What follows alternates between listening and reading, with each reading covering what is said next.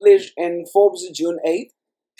This seems to be a little interesting for me because the perspective they have applied in voluntary benefits. We have seen the basics of voluntary benefits before. There are multiple set of benefits which will be offered by the employer to the employee as part of the voluntary benefits, and the voluntary benefits is something which will improve the lifestyle and well-being of the employees. In this article, they talk about how to apply analytical and data-driven approach to voluntary benefits. What lies ahead for employee experience in 2021? One-size-fits-all approach to delivering the employee experience is no longer acceptable. Many employees today seek a personalized experience to meet their professional and personal needs. Employer must consider all the unique situations the employee could be in. Employee benefits is a critical stop point on the path of a personalized employee experiences. Employee expects to be treated the same way as in their personal lives. Work experience is contextualized by everything that happens in and around the workplace. In 2020, many employees turned to voluntary benefits to help overcome pandemic-driven health or financial challenges. So it is the time for the employers to understand and realize the importance of offering these benefits to the workforce, because the additional support had positive implications in the workplace, which improves the productivity, leaves a more employee happier, less burnout. What it takes for the employers to offer these personalized strategical approach in voluntary benefits. Empathy is the key. It leaves more positivity among the employees about the organization. Employers should keep in mind that more employees increasingly value overall wellness. When we talk about personalization, it is important to understand how.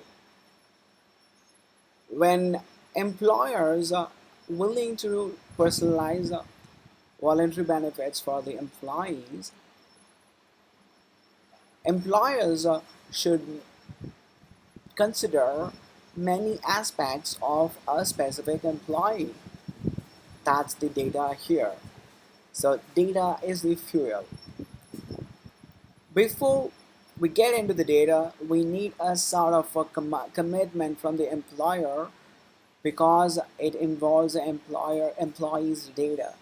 And with this data, employer is going to offer a well-being as part of their voluntary benefits program.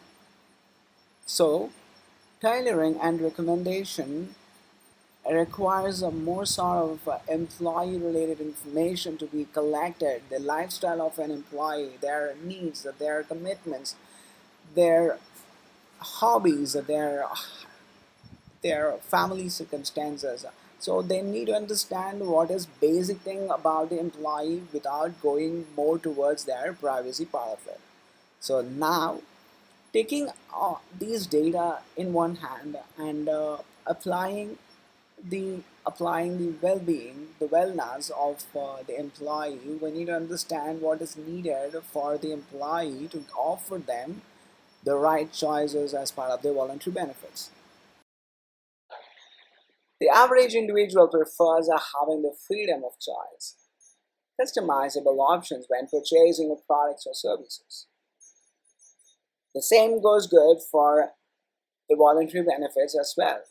When employees choose a benefit, they, they need to understand, or it is important for the employees to understand that best meet their lifestyle needs. The, the employers uses the data to curate benefit offerings. Employees receive the personalized options, which can lead to higher employee satisfaction and improved overall experiences. Every employee is different here, which means all of their buying journeys, which when choosing benefits will look remarkably different too.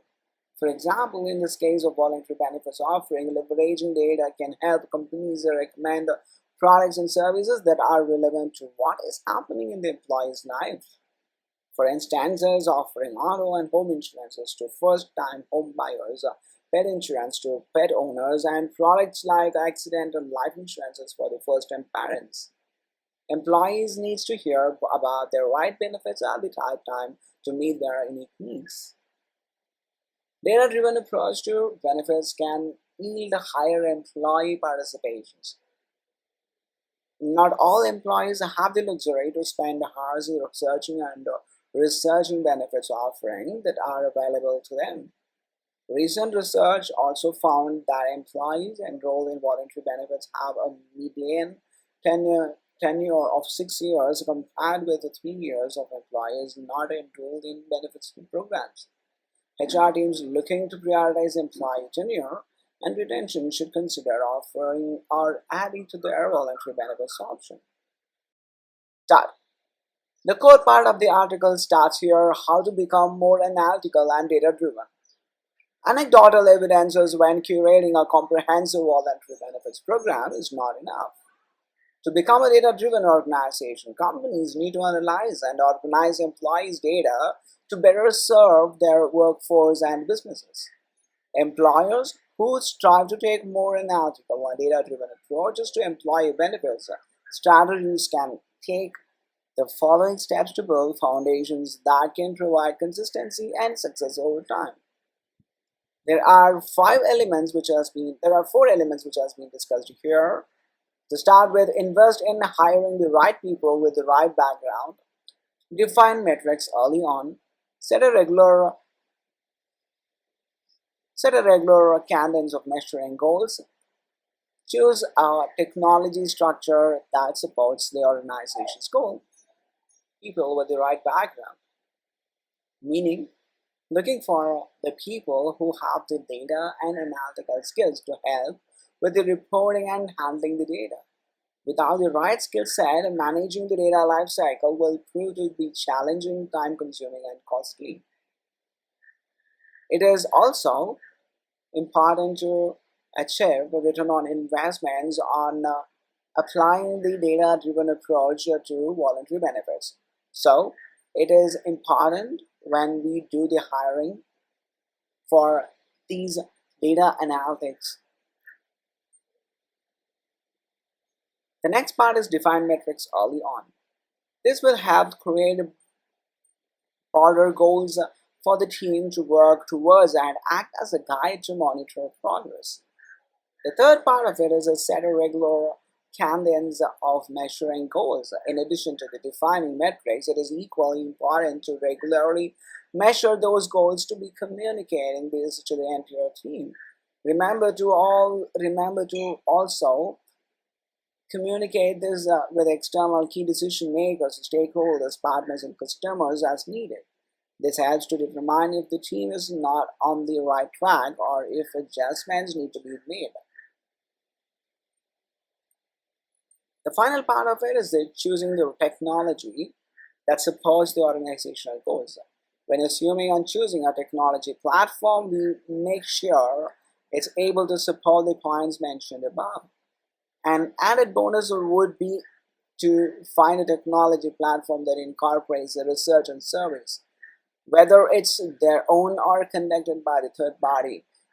Anyhow, they decide which benefits will become available to the users. Personalizing certain parts of the employee experience, such as employee benefits, can help employers achieving increased employee participations and keep employees more engaged on multiple levels.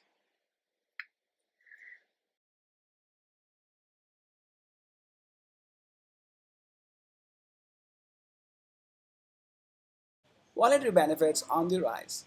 List our Watson finds. It is a survey brings us the number of products on demand. Also, the shift between 2018 and 2021.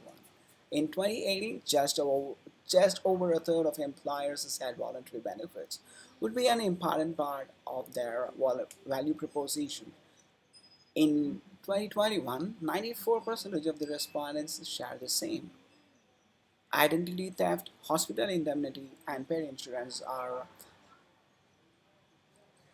the fastest growing voluntary benefits products.